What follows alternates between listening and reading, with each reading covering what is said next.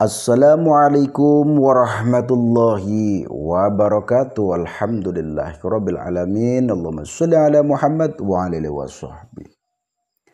Berjumpa lagi dengan saya Ridwan Fadilah di channel Guru Ridwan. Jangan lupa sucikan hati, tanamkan rasa, lapangkan dada, besarkan jiwa. Sahabatku semuanya dimanapun berada, baik yang ada di dalam negeri ataupun di luar negeri, salam santun saya, salam kompak, salam damai, salam seduluran, salawas-salawas. Dan juga teruntuk para spiritualis Nusantara, para sesepuh dimanapun berada, rahayu, rahayu, rahayu sakung tumati. Saudaraku, kali ini saya berjumpa lagi. Seperti biasanya kita akan membahas seputar lika-liku akhir zaman. Salah satunya munculnya Imam Mahdi, Satrupiningit, dan kejadian-kejadian alam ataupun keanehan-keanehan yang ada di muka bumi ini, dan juga termasuk lika-liku hidup, dan juga termasuk kerusakan moral manusia, saudaraku. Marilah kita bersama-sama senantiasa mengingat Allah dimanapun berada. Karena kita hidup di akhir zaman, tentu saja lika-likunya sangat luar biasa. Kita harus berhati-hati karena banyak sekali hal-hal yang membuat iman kita tercabut atau terbegal oleh setan laknatullah, baik setan yang gaib ataupun setan yang sudah merasuki manusia. Seperti itu ya saudaraku ya. Kita harus selalu ingat kepada pesan-pesan para leluhur kita, pesan-pesan Mbah Buyut, yaitu cekelan waton sing kenceng najan ana lindu sedina ping pitu. Seperti itu saudaraku.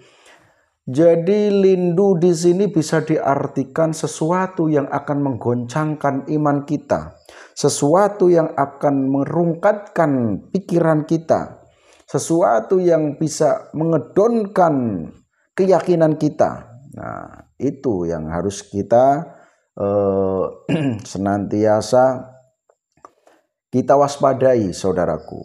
Ya.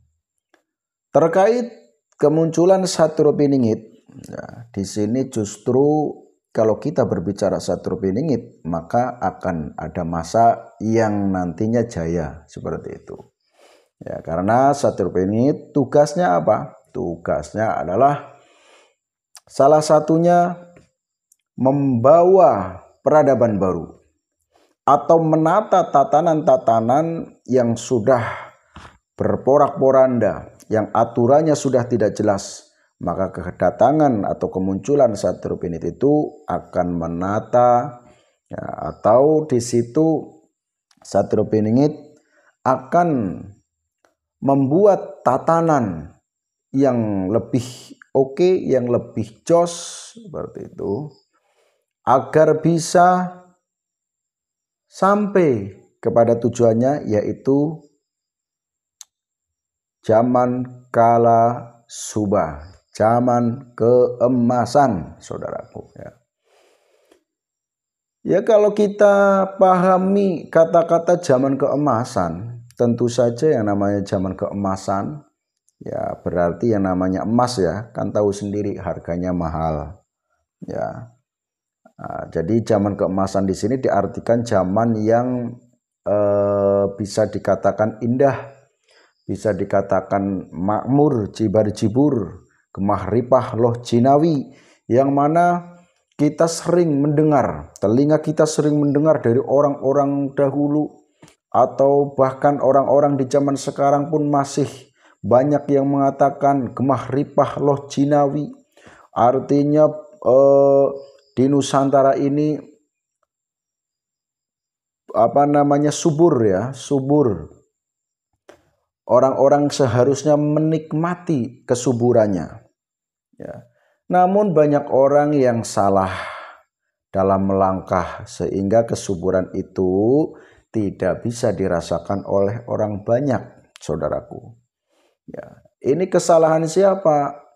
Nah, bisa kesalahan masing-masing orang atau bisa kesalahan pemerintahan. Nah, pemerintahan di sini ya sifatnya umum ya, sifatnya umum. Kalau di zaman kerajaan ya berarti pemerintahan kerajaan. Kalau di zaman sekarang ya pemerintahan kenegaraan seperti itu ya. Atau tingkat yang paling rendah ya, pemerintahan desa, pemerintahan lingkungan seperti itu ya. Ataupun pemerintahan selanjutnya, pokoknya tentu saja yang namanya pemerintahan ya kalian semuanya sudah paham seperti itu. Nah, kalau semuanya aturannya jelas ya, tidak ada atau kalaupun ada ya sedikit seperti itu ya, oknum-oknum di dalam pemerintahan, oknum-oknum di dalam lingkungan ya, atau oknum-oknum dimanapun saja. Nah, kalau minim oknum, maka insya Allah gemah ripah lojinawi ini bisa dirasakan, saudaraku. Nah, maka kehadiran Satrio Piningit itu untuk membantu kita semuanya supaya bisa sampai ke zaman kala subha, zaman keemasan. Zaman keemasan yaitu zaman yang subur, zaman yang luar biasa ya. Berarti kalau sudah berbicara zaman yang subur makmur gemah ripah lojinawi ya, berarti kan manusia tenang hidupnya ya. Berarti ada istilahnya harapan-harapan ke depan. Tapi kalau berbicara Imam Mahdi, maka karena kemunculannya ketika kita merujuk kepada sebuah hadis, kemunculannya itu di puncak akhir zaman. Ya, puncak akhir zaman ini ya berarti mendekati hari kiamat, saudaraku. Berarti kalau Imam Mahdi muncul, hari kiamat sudah dekat. Nah, karena kemunculan Imam Mahdi termasuk salah satu tanda kiamat kubro. Ya. Bahkan bisa dikatakan detik-detik. Gitu ya. Ya saudaraku ya, seperti itu. Ini saya hanya ngecaprak, bukan kajian.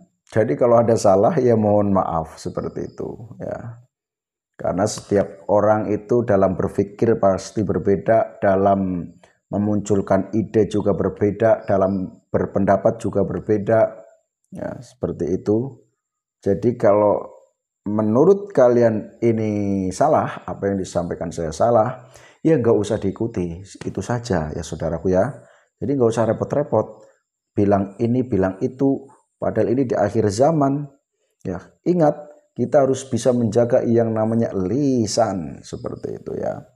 Hifdzul lisan, hifdzul hal itu sangat penting ketika di masa-masa atau zaman seperti ini. Ya.